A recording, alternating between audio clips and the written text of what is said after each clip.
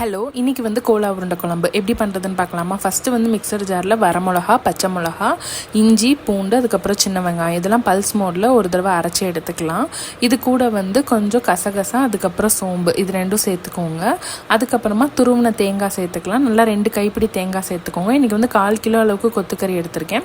கொத்துக்கறி நல்லா வாஷ் பண்ணிவிட்டு நம்ம வந்து மிக்சர் ஜாரில் ஒரு தடவை அரைச்சி அந்த கொத்துக்கறியும் இதோட சேர்த்துக்கோங்க. இது கூட பொட்டுக்கடலை மாவு, தேவையான அளவு உப்பு இதெல்லாம் சேர்த்துட்டு தண்ணி சேர்க்காமல் நல்லா வந்து ஒரு 2 to 3 டைம்ஸ் நம்ம அரைச்சி எடுத்துக்கலாம்.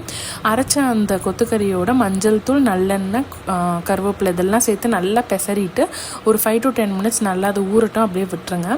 இப்போ கடாயில் நல்லெண்ணெய் சேர்த்துக்கோங்க. பட்டை, கிராம்பு, ஏலக்காய், கொஞ்சமாக சோம்பு சேர்த்துட்டு பூண்டு, சின்ன வெங்காயம், பச்சை மிளகா, தக்காளி இதெல்லாம் வதக்கிக்கலாம்.